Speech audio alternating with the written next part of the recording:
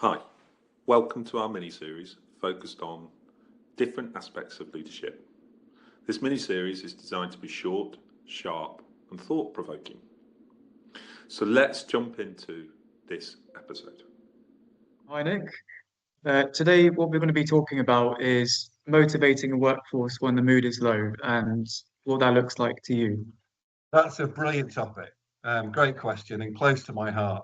When people ask me, why I do what I do, one of the main reasons I give is I want people to get up in the morning, looking forward to going to work, to doing a great job. So when I hear that motivation is low, I see that as a positive challenge, and I want to reframe it as so. And it normally means that the culture isn't quite right. So what I focus on, instead of the question you're asking, is designing the conditions where motivation can thrive. So building a culture that can do that. And that's really important in today's emotional climate. People are carrying heavier loads, systems are stretched, there's rising uncertainty, and people are asking, genuinely asking, is it worth my energy getting out of bed and going to work? So our job as leaders, or the leaders that I talk to, is to make the answer feel like a resounding yes.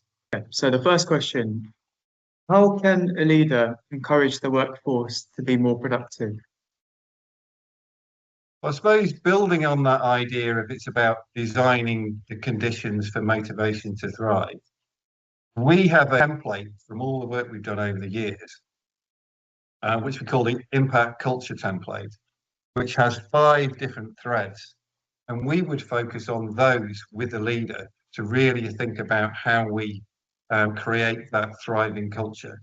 The 5 threads, just really quickly, there's one is all about leadership itself, so the leadership culture. So creating leaders for good, with integrity, with clarity, with humility, and leaders who set the emotional tone and the emotional weather.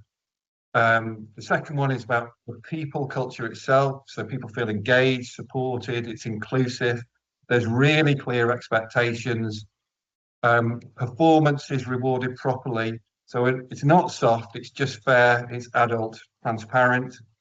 The third is about the customer culture, whoever your customer is, and really putting customers at the heart of any design that we do, creating reliability and consistency for them, and creating trust in that experience. Fourth one is about the human and technology culture working together.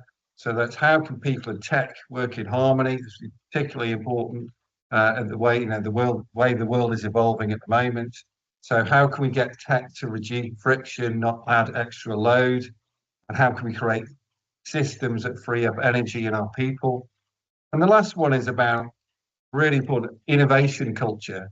So creating a psychologically safe environment where people can speak their mind, ideas are welcomed, people feel like they're shaping the future together. And so if we bring those 5 threads together, productivity really becomes a natural outcome of the culture. Thank you, Nick. So while under pressure, how should a good leader manage their team's individual needs? Well, I think this all comes down to understanding those needs properly. So it sounds very simple.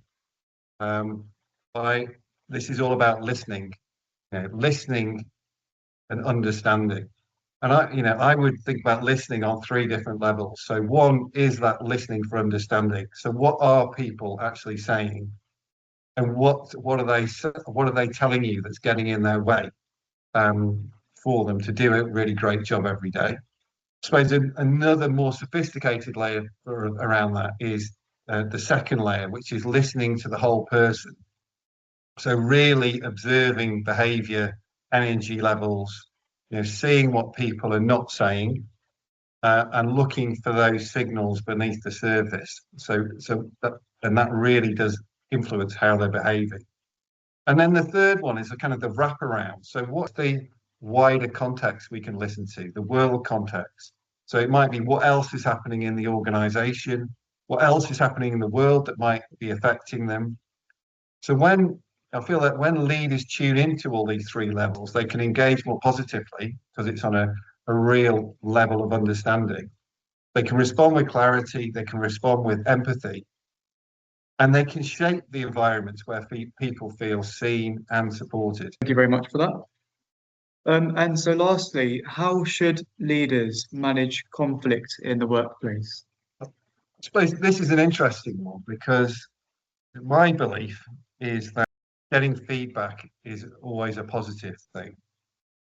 So if you frame conflict like that, it's just information about how things are working, information about the system. It's not about personal failures in the system.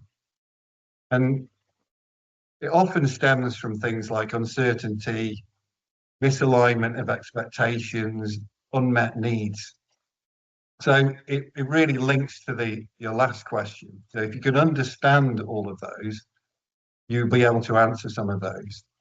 But what's really important, I think, is a few things. I think leaders really need to focus on a shared purpose. So what are we trying to achieve together, and help their people and teams understand that. And for them to really role model, staying calm when things are difficult, being interested and curious, being fair.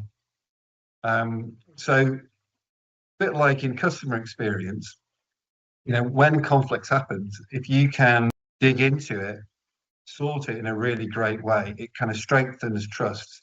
It doesn't weaken it. So it sounds like a cliche, but I would reframe it as an opportunity, not a challenge.